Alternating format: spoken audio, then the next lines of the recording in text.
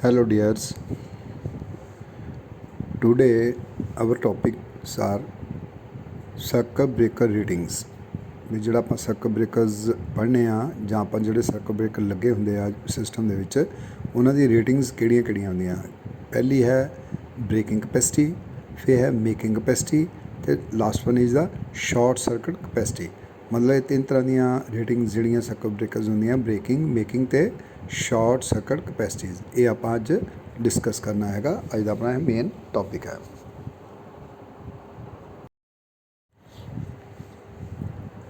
ਹੁਣ ਦੇਖੋ ਕੀ ਕਹਿ ਰਿਹਾ ਹੈ, ਕਹਿੰਦਾ ਕਿ ਸਰਕਟ ਬ੍ਰੇਕਰ ਰੇਟਿੰਗਸ, ਕਹਿੰਦਾ ਦਾ ratings of the circuit breaker is given on the duties that are performed by it। ਮਤਲਬ ਜਿਹੜੀਆਂ ਸਰਕਟ ਬ੍ਰੇਕਰ ਦੀਆਂ ਰੇਟਿੰਗਸ ਆ, ਕਹਿੰਦਾ ਆਪਾਂ ਉਹਨਾਂ ਦੀ ਡਿਊਟੀ ਦੇ ਮੁਤਾਬਕ ਹੀ ਆਪਾਂ ਉਹਦੀਆਂ ਰੇਟਿੰਗ ਜਿਹੜੀਆਂ ਉਹ ਉਹਨਾਂ ਦੇ ਨਾਮ ਰੱਖੇ ਆ ਜਾਂ ਫਿਕਸ ਕਰਦੇ ਹੈਗੇ ਆ। ਕਹਿੰਦਾ apart from the normal working of the circuit breakers, the circuit breaker is required to perform following three major duties under short circuit condition। ਹੁਣ ਸਰਕਟ ਬ੍ਰੇਕਰ ਆਪਾਂ ਸਰਕਟ ਦੇ ਵਿੱਚ ਯੂਜ਼ ਕਰਦੇ ਹਾਂ ਟੂ ਪ੍ਰੀਵੈਂਸ਼ਨ ਦਾ ਸ਼ਾਰਟ ਸਰਕਟ ਕਰੰਟ।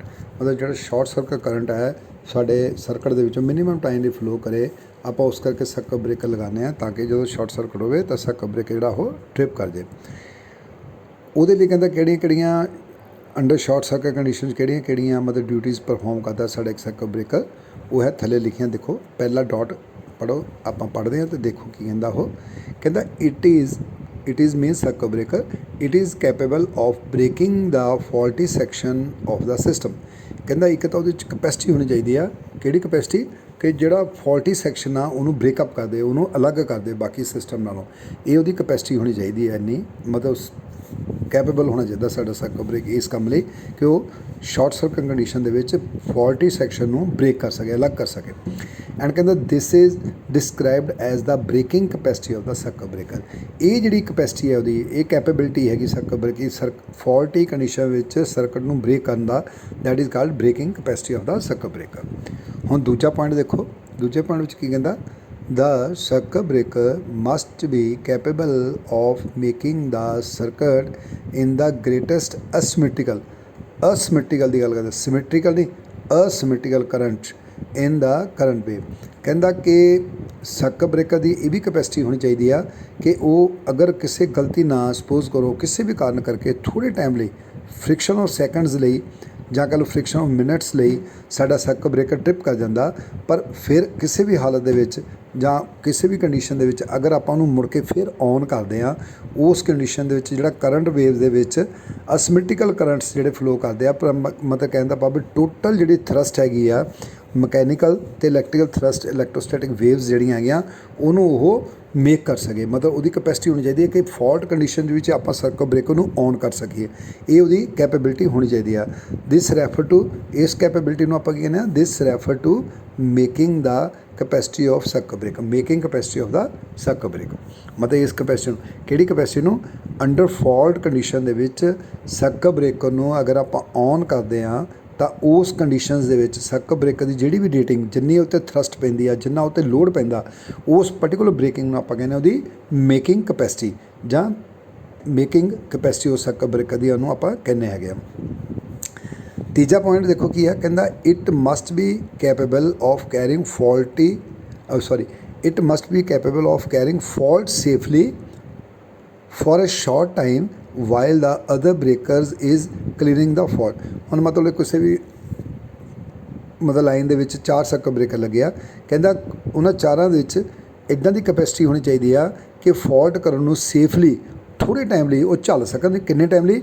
ਜਿੰਨੇ time ਲਈ circuit breaker ਜਿਹੜਾ ਉਹ ਸੈਕਸ਼ਨ ਹੋਰ ਦੂਜੇ ਦੇ ਸਰਕਟ ਬ੍ਰੇਕਰ ਜਿਹੜੇ ਆ ਉਹ ਸੈਕਸ਼ਨ ਨੂੰ ਬ੍ਰੇਕ ਨਹੀਂ ਕਰ ਦਿੰਦੇ, ਕਲੀਅਰ ਨਹੀਂ ਕਰ ਦਿੰਦੇ, ਉਹਨਾਂ ਟਾਈਮ ਲਈ ਬਾਕੀ ਦੇ ਸਰਕਟ ਬ੍ਰੇਕਰ ਦੀ ਜਿਹੜਾ ਸ਼ਾਰਟ ਟਾਈਮ ਲਈ ਜਿਹੜਾ ਆ ਫਾਲਟ ਕਰੰਟ ਉਹ ਫਲੋ ਕਰ ਸਕੇ। ਐਂਡ ਦਿਸ ਰੈਫਰ ਟੂ, ਕਹਿੰਦੇ ਇਹਨੂੰ ਕੀ ਕਹਿੰਦੇ ਆ, this refer to the short time capacity of circuit breaker.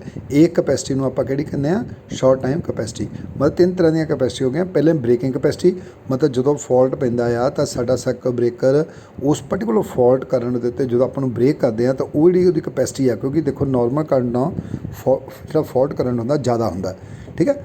ਉਹ ਜ਼ਿਆਦਾ ਕਰੰਟ ਵੀ ਅਸੀਂ ਉਸੇ ਸਰਕਟ ਬ੍ਰੇਕਰ ਦੇ ਵਿੱਚੋਂ ਜੇ ਟ੍ਰਿਪ ਕਰਾਉਣਾ, ਇਸ ਕਰਕੇ ਉਹਦੀ ਬ੍ਰੇਕਿੰਗ ਕਪੈਸਿਟੀ ਕਹਿੰਦਾ ਹੋਣੀ ਚਾਹੀਦੀ ਹੈ ਜਿਹੜਾ ਕਿ ਉਹ ਫਾਲਟ ਕਰਨ ਨੂੰ ਬ੍ਰੇਕ ਕਰ ਸਕੇ ਈਜ਼ੀਲੀ ਆਰਾਮ ਨਾਲ।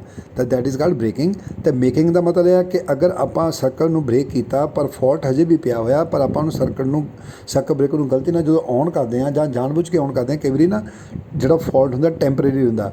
ਜਿੱਦਾਂ ਕੋਈ ਸਪੋਜ਼ ਕਰੋ ਅੱਜ ਕੱਲ੍ਹ ਤੁਸੀਂ ਦੇਖੋ ਕਿਸੇ ਵੇਲੇ ਬੱਚੇ ਪਤੰਗ ਚੜਾਉਂਦੇ ਆ ਜਾਂ ਕੋਈ ਵੀ ਚੀਜ਼ ਆ ਆਪਾਂ ਤਾਰ ਦੇ ਉੱਤੇ ਸੁੱਟਦੇ ਹਾਂ ਤਾਂ ਟਰਾਂਸਮਿਸ਼ਨ ਲਾਈਨ ਦੀਆਂ ਜਾਂ ਡਿਸਟ੍ਰੀਬਿਊਸ਼ਨ ਲਾਈਨ ਦੀਆਂ ਦੋ ਤਾਰਾਂ ਆਪਸ ਵਿੱਚ ਜੁੜ ਜਾਂਦੀਆਂ, ਲੇਕਿਨ ਜਿਹੜੀ ਚੀਜ਼ ਉਹਨਾਂ ਨੂੰ ਜੋੜਦੀ ਆ ਉਹ ਉਸ ਵੇਲੇ ਥੱਲੇ ਡਿੱਗ ਜਾਂਦੀ ਆ।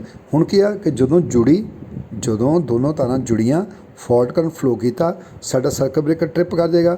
ਉਸ ਤੋਂ ਬਾਅਦ ਫਿਰ ਸਾਡਾ ਸਰਕਟ ਬ੍ਰੇਕਰ ਆਪਾਂ ਇੱਦਾਂ ਦੀ ਕੰਡੀਸ਼ਨਸ ਬਣਾਈਆਂ ਕਿ ਸਰਕਟ ਬ੍ਰੇਕਰ ਆਪਣੇ ਆਪ 1 ਮਿੰਟ ਬਾਅਦ ਫਿਰ ਉਹ ਔਨ ਹੋਵੇ, ਠੀਕ ਹੈ। ਪਰ ਅਗਰ ਕਿਸੇ ਹਾਲਤ ਕਰਕੇ ਉਹ ਜਿਹੜੀ ਤਾਰ ਆ ਮੁੜ ਕੇ ਥੱਲੇ ਨਹੀਂ ਡਿੱਗਦੀ, ਸਰਕਟ ਬ੍ਰੇਕਰ ਟ੍ਰਿਪ ਕਰ ਗਿਆ, ਤਾਰ ਉੱਤੇ ਦੇ ਉੱਤੇ ਪਈ ਹੋਈ ਆ, ਸ਼ਾਰਟ ਸਰਕਟ ਚੱਲ ਰਿਹਾ ਹੈਗਾ, ਪਰ ਸਰਕਟ ਬ੍ਰੇਕਰ ਟ੍ਰਿਪ ਕਰ ਚੁੱਕਾ। ਪਰ ਜਦੋਂ ਆਪਾਂ ਉਸ ਕੰਡੀਸ਼ਨ ਦੇ ਵਿੱਚ ਫਾਲਟ ਕੰਡੀਸ਼ਨ ਦੇ ਵਿੱਚ ਉਹਨੂੰ ਇੱਕ ਵਾਰੀ ਫੇਰ ਔਨ ਕਰਨ ਦੀ ਕੋਸ਼ਿਸ਼ ਕਰਦੇ ਹਾਂ, ਉਸ ਟਾਈਮ 'ਤੇ ਜਿਹੜੀ ਉਹਦੀ ਕੈਪੇਬਿਲਿਟੀ ਆ ਉਸ ਕਰੰਟ ਨੂੰ ਝੱਲਣ ਦੀ, ਜਿਹੜੀ ਉਸ ਟਾਈਮ 'ਤੇ ਜਿਹੜੀ ਕਰੰਟ ਚਾਹੂਗਾ, that is called making capacity.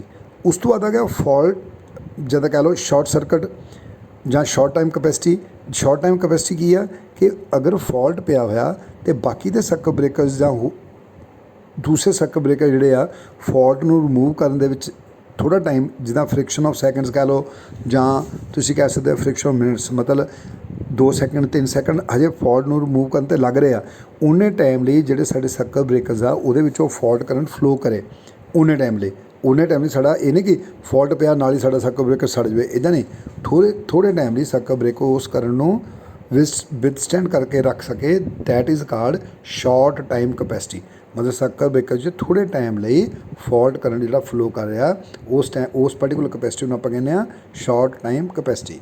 ਇਸ ਤਰ੍ਹਾਂ 3 ਕਪੈਸਿਟੀ ਜਿਹੜੀਆਂ ਸਰਕਟ ਬ੍ਰੇਕਰ ਦੀਆਂ ਰੇਟਿੰਗਸ ਹੁੰਦੀਆਂ, ਮੇਕਿੰਗ ਅਤੇ ਸ਼ਾਰਟ ਟਾਈਮ ਰੇਟਿੰਗ। ਹੁਣ ਦੇਖੋ ਕੀ ਆ, ਕਹਿੰਦਾ according to the duties to be performed by a circuit breaker as mention above. ਪਹਿਲਾਂ ਆਪਾਂ ਜੋ ਕਹਿੰਦਾ ਡਿਸਕਸ ਕਰ ਚੁੱਕੇ ਆ, ਉਹਦੇ ਮੁਤਾਬਕ circuit breaker have the following 3 ratings. ਕਿਹੜੀਆਂ ਰੇਟਿੰਗਸ ਬਣ ਸਕਦੀਆਂ ਹੁੰਦੀਆਂ? 3। ਕਿਹੜੀ? ਪਹਿਲਾਂ ਬ੍ਰੇਕਿੰਗ ਕਪੈਸਿਟੀ, ਫਿਰ ਮੇਕਿੰਗ ਕਪੈਸਿਟੀ ਅਤੇ ਤੀਜੀ ਸ਼ਾਰਟ ਟਾਈਮ ਕਪੈਸਿਟੀ। ਇਹਦੇ 'ਚ ਪਹਿਲੀ ਆਪਾਂ ਡਿਸਕਸ ਕਰਦੇ ਹਾਂ, ਦੇਖੋ ਰੈੱਡ ਕਲਰ 'ਚ ਲਿਖਿਆ ਬ੍ਰੇਕਿੰਗ ਕਪੈਸਿਟੀ। ਬ੍ਰੇਕਿੰਗ ਕਪੈਸਿਟੀ ਹੁਣ ਕੀ ਆ? ਕਹਿੰਦਾ the terms express the highest number of short circuit current that the circuit breaker is capable of breaking under specified condition of transient recovery voltage and power frequency voltage। मतलब कहता कि वो term वो highest number of short circuit current, मतलब वो short circuit current ਜਿਹੜਾ ਕਿ ਸਾਡਾ ਸਰਕਟ ਬ੍ਰੇਕਰ ਬ੍ਰੇਕ ਕਰਦਾ ਹੈਗਾ ਵਿਦਆਊਟ ਐਨੀ ਚੇਂਜਿਸ ਇਨ ਦਾ ਸਰਕਟ। ਕਿੱਦਾਂ ਕਿ ਉਹਦੀਆਂ ਕੰਡੀਸ਼ਨਸ ਜਿਹੜੀਆਂ ਸੇਮ ਰਹਿਣੀਆਂ ਚਾਹੀਦੀਆਂ। ਕਿਹੜੀ? ਕੁਛ ਪਰਟੀਕੂਲਰ ਕੰਡੀਸ਼ਨਸ ਆਪਾਂ ਰੱਖਦੇ ਹਾਂ ਜਾਂ ਕਹਿ ਲਓ ਕੁਛ ਪਰਟੀਕੂਲਰ ਸਪੈਸੀਫਾਈਡ ਆਪਾਂ ਰੇਟਿੰਗਸ ਬਣਾਉਂਦੇ ਹੈਗੇ ਆ। ਉਹਦੇ 'ਚ ਕਹਿੰਦਾ ਟ੍ਰੇਂਜੈਂਟ ਰਿਕਵਰੀ ਵੋਲਟੇਜ, ਜਿੱਦਾਂ ਆਪਾਂ ਪਹਿਲਾਂ ਪੜ੍ਹਿਆ ਕਿ ਜਦੋਂ ਆਰਕ ਪ੍ਰੋਡਿਊਸ ਹੁੰਦੀ ਆ ਤਾਂ ਉਹਨੂੰ ਇੱਕ ਟ੍ਰੇਂਜੈਂਟ ਵੋਲਟੇਜ ਜਿਹੜੀ ਉਹ ਰਿਕਵਰ ਕਰਕੇ ਰੱਖਦੀ ਆ, ਬਣਾ ਕੇ ਰੱਖਦੀ ਆ। ਉਸ ਪਰਟੀਕੂਲਰ ਵੋਲਟੇਜ ਦੀ ਸਪੈਸੀਫਾਈਡ ਕੰਡੀਸ਼ਨ ਅਤੇ ਉਹਦੀ ਸਰਕਟ ਦੀ ਜਾਂ ਸਿਸਟਮ ਦੀ ਫ੍ਰੀਕੁਐਂਸੀ ਅਤੇ ਉਹਦੀ ਵੋਲਟੇਜ, ਇਹ ਸਾਰੀਆਂ ਚੀਜ਼ਾਂ ਨੂੰ ਮੇਨਟੇਨ ਰੱਖਦੇ ਹੋਏ ਜੇ ਉਹ ਜਿੰਨੀ ਉਹਦੀ ਕਹਿੰਦਾ ਬ੍ਰੇਕਿੰਗ ਕਰੰਟ ਦੀ ਕਪੈਸਿਟੀ ਹੈਗੀ ਹੈ, that is called breaking capacity. ਕਹਿੰਦਾ it is expressed in MVA RMS at contact separation. ਹੁਣ ਕਹਿੰਦਾ ਇਹ ਬ੍ਰੇਕਿੰਗ ਕਪੈਸਿਟੀ ਕੀ ਆ ਕਿ ਐਕਸਪ੍ਰੈਸ ਕਰਦੇ ਆ ਇਹਨੂੰ MVA ਵੀ ਮੈਗਾ ਵੋਲਟ ਐਂਪੀਅਰ। ਹੁਣ ਜਿਹੜੀ ਇਹ ਕਪੈਸਿਟੀ ਹੈਗੀ ਆ ਉਹ RMS ਕਰੰਟ ਦੇ ਉੱਤੇ ਹੈਗੀ ਆ। ਕਹਿੰਦਾ it is expressed in MVA RMS at contact separation. ਜਦੋਂ ਕੰਟੈਕਟ ਸੈਪਰੇਟ ਹੋਣ ਲੱਗਦੇ ਆ ਉਸ ਟਾਈਮ 'ਤੇ ਉਹਦੇ ਵਿੱਚੋਂ ਜਿੰਨਾ ਬ੍ਰੇਕਿੰਗ ਕਰੰਟ ਫਲੋ ਕਰ ਰਿਹਾ ਹੈਗਾ, that is called breaking capacity. ਠੀਕ ਹੈ, ਅਤੇ ਉਹਨੂੰ ਆਪਾਂ ਐਕਸਪ੍ਰੈਸ ਕਰਦੇ ਹਾਂ MVA ਦੇ ਵਿੱਚ। MVA RMS ਵੋਲਟੇਜ ਹੁੰਦੀ ਆ। ਕਹਿੰਦਾ that the breaking capacity are divided into 2 types. 2 types ਦੀਆਂ ਬ੍ਰੇਕਿੰਗ ਕਪੈਸਿਟੀ ਆਪਾਂ ਮੰਨ ਕੇ ਚੱਲਦੇ ਹਾਂ। ਇੱਕ ਕਿਹੜੀ? Symmetrical breaking capacity of circuit breaker. ਇਹਦੇ ਵਿੱਚ ਕੀ ਹੁੰਦਾ? Only RMS value of current of AC components. ਹੁਣ ਮੰਨ ਲਓ ਸਿਮੈਟ੍ਰੀਕਲ ਬ੍ਰੇਕਿੰਗ ਕਪੈਸਿਟੀ ਆਪਾਂ ਕੀ ਕੰਸੀਡਰ ਕਰਨੀ ਆ ਕਿ ਫਾਲਟ ਪੈਂਦਾ ਆ ਬਟ ਉਹਦੇ ਵਿੱਚ ਆਪਾਂ ਸਿਰਫ AC ਕੰਪੋਨੈਂਟਸ ਜਿਹੜੇ ਉਹ 'ਚੋਂ ਫਲੋ ਕਰਦੇ ਹੈਗੇ ਆ, ਉਹਦੀ RMS ਵੈਲਿਊ ਜਿਹੜੀ ਉਹ ਕੰਸੀਡਰ ਕਰਕੇ ਚੱਲਦੇ ਹੈਗੇ ਆ, that is symmetrical breaking capacity. But asymmetrical breaking capacity of a circuit breaker ਕੀ ਹੁੰਦੀ ਹੈ? ਦੂਜੀ ਜਿਹੜੀ ਕਹਿੰਦਾ ਅਸਿਮੈਟ੍ਰੀਕਲ।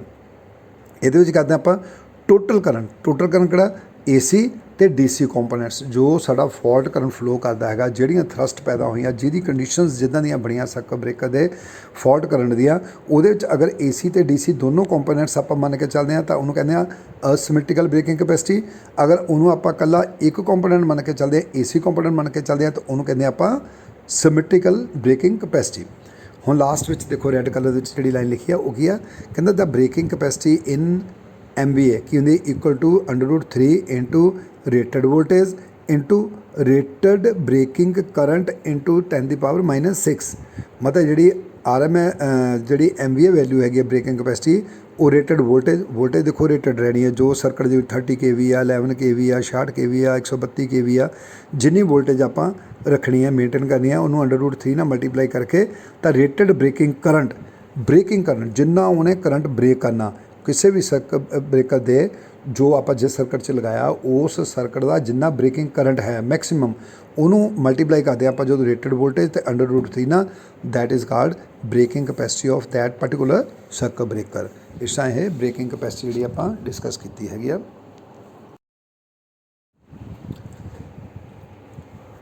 ਹੁਣ ਹੈ ਮੇਕਿੰਗ ਕੈਪੈਸਿਟੀ। ਮੇਕਿੰਗ ਕੈਪੈਸਿਟੀ ਕੀ ਕਹਿੰਦਾ, ਦੇਖੋ ਪੜ੍ਹਦੇ ਆਪਾਂ, ਕਹਿੰਦਾ there is always a possibility that the circuit breaker is closed under short circuit condition. ਕਹਿੰਦੇ ਪੋਸੀਬਿਲਿਟੀ ਬਣੀ ਰਹਿੰਦੀ ਆ, ਆਟੋਮੈਟਿਕਲੀ ਸਿਸਟਮ ਆ, ਮਤਲਬ ਐਸੀਆਂ ਕੰਡੀਸ਼ਨਸ ਬਣਦੀਆਂ ਨੇ ਆ ਕਿ ਸਾਨੂੰ ਸਰਕਟ ਬ੍ਰੇਕਰ ਨੂੰ ਸ਼ਾਰਟ ਸਰਕਟ ਕੰਡੀਸ਼ਨ ਦੇ ਵਿੱਚ ਆਪਰੇਟ ਕਰਨਾ ਪੈਂਦਾ। ਕਹਿੰਦਾ the making capacity of circuit breaker is its ability, ਕਿਹੜੀ ability, to withstand under the effect of electromagnetic forces which are directly proportional to the square of the peak value of the making current of the circuit breaker। ਕੀ ਆ ਕਹਿੰਦਾ, ਕੀ ability ਆ, ਕੀ making capacity ਕੀ ਹੁੰਦੀ ਆ, it's ability ਉਹਦੀ ਤਾਕਤ ਕੰਮ ਕਰਨ ਦੀ, to withstand under the effect of ਕਿਹੜਾ ਇਫੈਕਟ ਨੂੰ, ਕਿਹੜੀ ਚੀਜ਼ ਨੂੰ, ਮਤਲਬ ਭਾਰ ਸਹਿਣ ਜੋਗੀ ਹੋਣੀ ਚਾਹੀਦਾ ਸਾਡਾ ਸਰਕਟ ਬ੍ਰੇਕਰ, ਕਿਹੜਾ, the electromagnetic forces which are directly proportion to the square of peak value of making current. ਜਿਹੜਾ ਮੇਕਿੰਗ ਕਰੰਟ ਆ ਉਹਦੇ ਨਾਲੋਂ ਸਕੇਅਰ ਵੈਲਿਊ ਜਿਹੜੀ ਉਹਦੀ ਸਕੇਅਰ ਚੱਲਦੀ ਆ, ਡਾਇਰੈਕਟਲੀ ਪ੍ਰੋਪੋਰਸ਼ਨ ਹੁੰਦਾ ਜਿਹੜਾ ਸਾਡਾ ਮੇਕਿੰਗ ਕੈਪੈਸਿਟੀ ਹੈਗੀ ਆ। ਹੁਣ ਇਹਦੇ ਵਿੱਚ ਕੀ ਆ, ਕਹਿੰਦਾ the making current of the circuit breaker when closed on a short circuit. ਹੁੰਦਾ ਹੁਣ ਕੋਈ ਆਪਾਂ ਸਰਕਟ ਬ੍ਰੇਕਰ ਆ, ਉਹ ਆਪਾਂ ਕਲੋਜ਼ਡ ਸ਼ਾਰਟ ਸਰਕਟ ਹੋਇਆ ਉਦੋਂ ਆਪਾਂ ਨੂੰ ਕਲੋਜ਼ ਕਰ ਦਿਆਂਗੇ ਆ, is the peak value of maximum current wave। ਕਹਿੰਦਾ the making current of the circuit breaker ਕੀ ਕਿਹੜਾ ਕਰੰਟ ਹੁੰਦਾ, ਕਿਹੜਾ, the peak value of maximum current wave ਕਦੋਂ, when closed in a short circuit condition।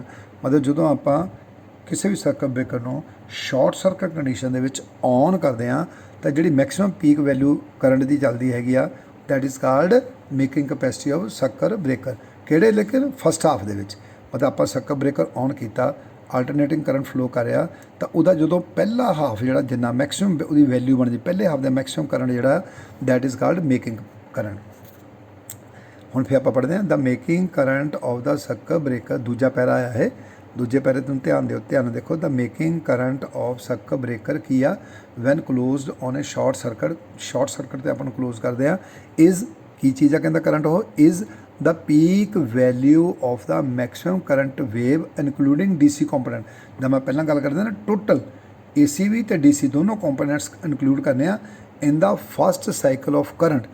पहला cycle, first cycle दे विच जिहड़े जिन्ने भी वो बनते आ components DC AC दोनों टोटल components जिहड़े उहदा मैक्सिमम करंट लेना after the circuit is closed by the circuit breaker. कहंदा ਜਦੋਂ ਸਰਕਟ ਬ੍ਰੇਕਰ ਨੂੰ ਆਪਾਂ ਕਲੋਜ਼ ਕਰਦੇ ਹਾਂ ਸ਼ਾਰਟ ਸਰਕਟ ਕੰਡੀਸ਼ਨ ਦੇ ਵਿੱਚ, ਜਦੋਂ ਹੀ ਕਲੋਜ਼ ਕਰਦੇ ਹਾਂ ਉਦੋਂ ਹੀ ਪਹਿਲਾ ਜਿਹੜਾ ਸਰਕਲ ਆ, ਪਹਿਲਾ ਜਿਹੜਾ ਹਾਫ ਸਰਕਲ ਮਤਲਬ ਪਾਸ ਆਊਟ ਹੁੰਦਾ, ਉਹਦੀ ਜਿਹੜੀ ਮੈਕਸਿਮਮ ਵੈਲਿਊ ਹੈਗੀ ਆ, that is called making capacity of making current of the circuit breaker. ਹੁਣ ਮੇਕਿੰਗ ਕੈਪੈਸਿਟੀ ਕਿਹਦੇ ਬਰਾਬਰ ਹੈਗੀ ਆ, ਦੇਖੋ ਮੇਕਿੰਗ ਕੈਪੈਸਿਟੀ ਹੈਗੀ ਆ √2 into 2 symmetrical breaking capacity, √2 into 2 symmetrical breaking capacity. ਹੁਣ ਜੇ 2 ਨੂੰ ਵਿੱਚੋਂ ਕੱਢ ਦਿਓ, ਸਪੋਜ਼ ਕਰੋ ਜੀ ਲਾਸਟ ਲਾਈਨ ਦੇਖੋ, 2 ਨੂੰ ਵਿੱਚੋਂ ਥੋੜ੍ਹੇ ਟਾਈਮ ਲਈ ਕੱਢ ਦਿਓ ਤਾਂ √2 ਸਿਮੈਟ੍ਰੀਕਲ ਬ੍ਰੇਕਿੰਗ ਕੈਪੈਸਿਟੀ। ਹੁਣ ਸਿਮੈਟ੍ਰੀਕਲ ਬ੍ਰੇਕਿੰਗ ਕੈਪੈਸਿਟੀ ਕਹਿੰਦੀ ਆ RMS ਕਰੰਟ। ਕਾਹਦੇ, ਕਿਹੜਾ ਕਰੰਟ ਦਾ, RMS। ਜਿਹੜੀ ਸਿਮੈਟ੍ਰੀਕਲ ਆਪਾਂ ਬ੍ਰੇਕਿੰਗ ਕੈਪੈਸਿਟੀ ਪੜ੍ਹੀ ਆ ਉਹ ਦੈਟ ਇਜ਼ RMS। ਹੁਣ ਲੇਕਿਨ ਇਹਦੇ ਵਿੱਚ ਕੀ ਹੈ ਪੜ੍ਹਿਆ, ਦੇਖੋ ਧਿਆਨ ਨਾਲ ਥੱਲੇ ਦੂਜੇ ਪੈਰੇ ਵਿੱਚ ਲਿਖਿਆ ਨਾ ਮੈਕਸਿਮਮ ਕਰੰਟ ਵੇ, ਪਹਿਲੇ 'ਚ RMS ਸੀ, ਮੇਕਿੰਗ ਕੈਪੈਸਿਟੀ 'ਚ ਕੀ ਬਣਦਾ ਪਿਆ, ਮੈਕਸਿਮਮ ਕਰੰਟ। ਹੁਣ ਤਾਂ ਮੈਕਸਿਮਮ ਕਰੰਟ RMS ਤੋਂ ਮੈਕਸਿਮਮ ਕਰੰਟ ਬਣਾਉਣਾ ਹੋਵੇ ਤਾਂ ਕੀ ਬਣ ਜਾਂਦਾ, √2 ਨਾਲ ਉਹਨੂੰ ਮਲਟੀਪਲਾਈ ਕਰਦੇ ਆ, ਕਿਉਂਕਿ ਮੈਕਸਿਮਮ ਕਰੰਟ ਜ਼ਿਆਦਾ ਹੁੰਦਾ, RMS ਵੈਲਿਊ ਘੱਟ ਹੁੰਦੀ ਆ। ਇਸ ਕਰਕੇ ਮੇਕਿੰਗ ਕੈਪੈਸਿਟੀ ਕਿਹਦੇ ਬਰਾਬਰ ਬਣ ਗਈ, ਕਹਿੰਦਾ ਬ੍ਰੇਕਿੰਗ ਕੈਪੈਸਿਟੀ ਦਾ ਡਬਲ ਹੁਣ ਬ੍ਰੇਕਿੰਗ ਕਪੈਸਿਟੀ ਦਾ ਡਬਲ ਕਰਨਾ ਆ, ਪਰ ਉਹ RMS ਵੈਲਿਊ ਆ, ਉਹਨੂੰ ਆਪਾਂ 2 ਨਾਲ √2 ਨਾਲ ਮਲਟੀਪਲਾਈ ਕਰਾਂਗੇ, ਉਹ ਬਣ ਜੂਗੀ ਮੈਕਸਿਮਮ ਕਰੰਟ। ਸੋ ਇਸ ਕਰਕੇ making capacity equal to √2 × 2 symmetrical breaking capacity. ਇਸ ਤਰ੍ਹਾਂ ਇਹ ਮੇਕਿੰਗ ਕਪੈਸਿਟੀ। ਹੁਣ ਹੈ short time capacity. Short time ਦੇਖੋ, ਜਿਹੜਾ ਨਾ ਇਹਦਾ ਸ਼ਾਰਟ ਟਾਈਮ, ਥੋੜ੍ਹੇ ਟਾਈਮ ਲਈ ਜਿਹੜਾ ਆ ਉਹ ਸਰਕਟ ਬ੍ਰੇਕਰ ਕਿਸੇ ਚੀਜ਼ ਨੂੰ ਵਿਸਟੈਂਡ ਕਰਦਾ, ਉਹਨੂੰ ਆਪਾਂ ਸ਼ਾਰਟ ਟਾਈਮ ਕਪੈਸਿਟੀ ਕਹਿੰਦੇ ਆ। ਲੇਕਿਨ ਉਹ ਹੈ ਕੀ ਚੀਜ਼, ਉਹ ਪੜ੍ਹਦੇ ਆਪਾਂ। ਕਹਿੰਦਾ the short time capacity of a circuit breaker ਕੀ ਚੀਜ਼ ਆ, is the RMS value of current. ਕਹਿੰਦਾ RMS ਵੈਲਿਊ, ਕਰੰਟ ਦੀ RMS ਵੈਲਿਊ ਹੈ, ਕਿਹੜਾ current, that a circuit breaker can carry in a fully close condition without damage. ਮਤਲਬ damage ਤੋਂ ਬਗੈਰ ਫੁਲੀ ਕੰਟਰੋਲ ਕੰਡੀਸ਼ਨ ਦੇ ਕਲੋਜ਼ ਕੰਡੀਸ਼ਨ, ਮਤਲਬ fully close condition ਦੇ ਵਿੱਚ ਜਾਂਦੇ ਹਾਂ ਵਿਦਾਊਟ ਡੈਮੇਜ ਦੇ ਵਿੱਚ ਸਰਕਟ ਬ੍ਰੇਕਰ ਨੂੰ ਆਪਾਂ ਥੋੜ੍ਹੇ ਟਾਈਮ ਲਈ ਅਗਰ ਉਹਦੇ ਵਿੱਚੋਂ ਉਹ ਕਰੰਟ ਫਲੋ ਕਰਦਾ ਹੈਗਾ ਤਾਂ for the specific time interval, time fix ਕੀਤਾ ਹੈ ਆਪਾਂ ਅੰਡਰ ਪ੍ਰਿਸਕ੍ਰਾਈਬ ਕੰਡੀਸ਼ਨ। ਕੀ ਕਹਿੰਦੇ ਫਿਰ ਪੜ੍ਹਦੇ ਹਾਂ, the short time capacity of circuit breaker ਜਾਂ RMS value of current. RMS value of current ਕਿਹੜਾ, that is circuit breaker can carry, circuit breaker ਵਿੱਚੋਂ ਪਾਸ ਹੁੰਦਾ in a fully close condition, ਪੂਰੇ circuit close ਹੋਇਆ ਪਿਆ ਉਸ condition ਦੇ without damage. ਲੇਕਿਨ ਸਰਕਟ ਬ੍ਰੇਕਰ ਕਿਸੇ ਸਾਡੇ ਸਰਕਟ ਨੂੰ ਕੋਈ ਡੈਮੇਜ ਨਹੀਂ ਹੋ ਰਹੀ, ਉਸ ਥੋੜ੍ਹੇ ਟਾਈਮ ਲਈ ਜਿਹੜਾ ਸਰਕਟ ਬ੍ਰੇਕਰ ਕਰੰਟ ਨੂੰ ਹੋਲਡ ਕਰਕੇ ਰੱਖਦਾ ਹੈਗਾ ਸ਼ਾਰਟ ਸਰਕਟ ਕੰਡੀਸ਼ਨ ਦੇ ਵਿੱਚ, that is called short time capacity. ਕਹਿੰਦਾ for the specified time interval under prescribe condition, conditions ਕੁਛ ਆਪਾਂ ਪ੍ਰਿਸਕ੍ਰਾਈਬ ਕੀਤੀਆਂ ਹੋਈਆਂ, ਉਸ ਕੰਡੀਸ਼ਨ 'ਚ ਰਹਿ ਕੇ ਸਾਡਾ ਸਰਕਟ ਬ੍ਰੇਕਰ ਥੋੜ੍ਹੇ ਟਾਈਮ ਲਈ ਸ਼ਾਰਟ ਸਰਕਟ ਕਰੰਟ ਨੂੰ ਆਪਣੇ ਵਿੱਚੋਂ ਦੀ ਪਾਸ ਆਊਟ ਕਰ ਦਿੰਦਾ, ਤਾਂ ਉਸ ਚੀਜ਼ ਪਾਰਟੀਕੂਲਰ ਚੀਜ਼ ਨੂੰ ਆਪਾਂ ਕਹਿੰਦੇ ਹਾਂ ਸ਼ਾਰਟ ਟਾਈਮ ਕਪੈਸਿਟੀ। ਕਹਿੰਦਾ it is normally ਐਕਸਪ੍ਰੈਸਡ regarding terms of MVA। ਇਹਨਾਂ ਨੂੰ ਵੀ ਆਪਾਂ MVA ਦੀ ਜਿਹੜੇ ਯੂਨਿਟਸ ਨੇ ਸ਼ਾਰਟ ਟਾਈਮ ਕਪੈਸਿਟੀ ਦਾ, ਉਹ ਵੀ MVA ਹੁੰਦੇ ਆ। ਕਹਿੰਦੇ MVA ਫॉर 1 ਸੈਕਿੰਡ ਔਰ 4 ਸੈਕਿੰਡ, ਮਤਲਬ ਇਹਦੀ ਜਿਹੜੀ ਰੇਟਿੰਗ ਆ, ਕਿਉਂਕਿ ਸ਼ਾਰਟ ਟਾਈਮ ਆ ਨਾ, ਟਾਈਮ ਰੇਟਿੰਗਸ ਹੋਣਗੀਆਂ, ਤਾਂ ਇਸ ਕਰਕੇ ਆਪਾਂ ਲਿਖਦੇ ਹਾਂ 1 ਸੈਕਿੰਡਸ ਔਰ 4 ਸੈਕਿੰਡ। ਕਹਿੰਦਾ these ratings are based on thermal limitation. ਹੁਣ ਸਾਰੀਆਂ ਚੀਜ਼ਾਂ ਡਿਪੈਂਡ ਕਰਦੀਆਂ ਥਰਮਲ, ਵੀ ਸਾਡਾ ਕੰਟੈਕਟ ਕਿੰਨਾ ਗਰਮ ਹੁੰਦਾ, ਕਿ 1 ਜਾਂ 4 ਮਿੰਟ ਤੋਂ ਆਪਾਂ ਨੂੰ ਕਹਿ ਲਓ ਉਹ 'ਚੋਂ ਸ਼ਾਰਟ ਸਰਕਟ ਕਰੰਟ ਫਲੋ ਕਰਾਉਂਦੇ ਸਰਕਟ ਬ੍ਰੇਕਰ ਜੋ, ਪਰ ਇੰਨੇ ਟਾਈਮ ਦੇ ਲਈ ਜੇ ਅਗਰ ਸਾਡਾ ਥਰਮਲ ਜਿਹੜਾ ਆ ਲਿਮਿਟੇਸ਼ਨ ਨਹੀਂ ਰੱਖਦੇ ਤਾਂ ਸਾਡਾ ਹੋ ਸਕਦਾ ਸਾਡਾ ਸਰਕਟ ਬ੍ਰੇਕਰ ਸੜੀ ਜਾਵੇ ਉਹਨਾਂ ਟਾਈਮ ਦੇ ਵਿੱਚ। ਉਸ ਚੀਜ਼ ਕੰਡੀਸ਼ਨ ਸਾਰੀਆਂ ਨੂੰ ਮੱਦੇ ਨਜ਼ਰ ਰੱਖ ਕੇ, ਦਿਮਾਗ 'ਚ ਰੱਖ ਕੇ ਫਿਰ ਆਪਾਂ ਜਿਹੜਾ ਟਾਈਮ ਸੈੱਟ ਕਰਦੇ ਹਾਂ ਵੀ 1 ਤੋਂ 4 ਸੈਕਿੰਡ ਦੇ ਵਿੱਚ ਜਿਹੜਾ ਸਾਡਾ ਸਰਕਟ ਬ੍ਰੇਕਰ ਆ ਇੰਨੇ ਟਾਈਮ ਦੇ ਲਈ ਅਗਰ ਇਹਦੇ ਵਿੱਚ ਸ਼ਾਰਟ ਸਰਕਟ ਕਰੰਟ ਫਲੋ ਵੀ ਕਰ ਜਾਵੇ ਤਾਂ ਇਹਨੂੰ ਨੁਕਸਾਨ ਨਾ ਹੋਵੇ, that is called short time capacity. ਕਹਿੰਦਾ low voltage circuit breaker does not have any short time capacity because ਕਿਉਂ, these are normally equipped with straight acting series overload trips। ਮਤਲਬ ਜਿਹੜੇ ਛੋਟੇ ਸਰਕਟਸ ਹੁੰਦੇ ਆ ਜਾਂ ਲੋ ਵੋਲਟੇਜ ਦੇ ਉੱਤੇ ਆ, ਉਹਦੇ ਆਪਾਂ ਓਵਰਲੋਡ ਟ੍ਰਿਪਸ, ਮਤਲਬ ਓਵਰਲੋਡ ਸਰਕਟਸ ਲਗਾਏ ਹੁੰਦੇ ਆ। ਅਗਰ ਸਾਡੇ ਕਿਸੇ ਕਾਰਨ ਕਰਕੇ ਕੋਈ ਓਵਰਲੋਡ ਹੁੰਦਾ ਵੀ ਆ ਤਾਂ ਉਹ ਟ੍ਰਿਪ ਕਰ ਜਾਂਦੇ ਆ, ਸਰਕਟ ਬ੍ਰੇਕਰ ਨੂੰ ਪ੍ਰੋਬਲਮ ਨਹੀਂ ਆਉਂਦੀ। ਇਸ ਤਰ੍ਹਾਂ ਇਹ ਸ਼ਾਰਟ ਟਾਈਮ ਕਪੈਸਿਟੀ ਹੁੰਦੀ ਆ ਸਰਕਟ ਬ੍ਰੇਕਰਸ ਦੀ। ਤਿੰਨੇ ਕਪੈਸਿਟੀ ਆਪਾਂ ਡਿਸਕਸ ਕੀਤੀਆਂ, ਬ੍ਰੇਕਿੰਗ ਕਪੈਸਿਟੀ, ਮੇਕਿੰਗ ਕਪੈਸਿਟੀ ਅਤੇ ਸ਼ਾਰਟ ਟਾਈਮ ਕਪੈਸਿਟੀ। ਹੁਣ ਦੇਖੋ ਲਾਸਟ ਵਨ ਕੀ ਆ, ਕਹਿੰਦਾ ਨਾਰਮਲ ਕਰੰਟ ਰੇਟਿੰਗ। ਮਤਲਬ ਹੁਣ ਸਾਰਾ ਕੁਝ ਹੋ ਗਿਆ, making, breaking, short time, but ਕਹਿੰਦਾ ਇੱਕ ਨਾਰਮਲ ਕਰੰਟ ਰੇਟਿੰਗ ਵੀ ਹੁੰਦੀ ਹੈ ਸਰਕਟ ਬ੍ਰੇਕਰ ਦੀ। ਉਹ ਕੀ ਹੁੰਦੀ ਆ, ਕਹਿੰਦਾ the RMS value of current which a circuit breaker is able to carry continuously at its rated frequency under specified conditions without overheating the oil or contacts is called normal current rating। ਮਤਲਬ ਸਾਰੀਆਂ conditions normally ਚੱਲ ਰਹੀਆਂ ਤਾਂ ਉਸ case ਦੇ ਵਿੱਚ ਸਾਡਾ circuit breaker ਦਾ ਨਾਰਮਲ ਕਰੰਟ ਜਿਹੜਾ ਉਹਦੇ ਵਿੱਚੋਂ ਦੀ ਫਲੋ ਕਰ ਰਿਹਾ ਹੈਗਾ, that is called normal current rating. ਕਹਿੰਦਾ for oil and contacts OCB the limit of temperature rise to 40 degree to 35 degree. ਕਹਿੰਦਾ ਅਗਰ ਆਇਲ ਸਰਕਟ ਬ੍ਰੇਕਰ ਹੈਗਾ ਤਾਂ ਉਹਦੇ ਵਿੱਚ ਜਿਹੜੇ ਆਇਲ ਜਿਹੜਾ ਆ ਉਹਦੀ ਆਪਾਂ ਟੈਂਪਰੇਚਰ ਨੂੰ 40 ਤੋਂ 35 ਡਿਗਰੀ ਤੱਕ ਗਰਮ ਰੱਖ ਕੇ ਕੰਡੀਸ਼ਨਸ ਲੈ ਕੇ ਚੱਲਦੇ ਹਾਂ। ਅਤੇ ਇਹਦੇ ਇਸ ਕੰਡੀਸ਼ਨ ਦੇ ਅੰਡਰ ਰਹਿ ਕੇ ਜਿਹੜਾ ਸਾਡਾ ਸਰਕਟ ਬ੍ਰੇਕਰ ਹੈ ਜੋ ਉਹਦੇ ਵਿੱਚ ਨਾਰਮਲ ਕੰਡੀਸ਼ਨ ਦੇ ਵਿੱਚ ਸਰਕਟ ਕਰੰਟ ਫਲੋ ਕਰ ਰਿਹਾ, that is called normal current rating.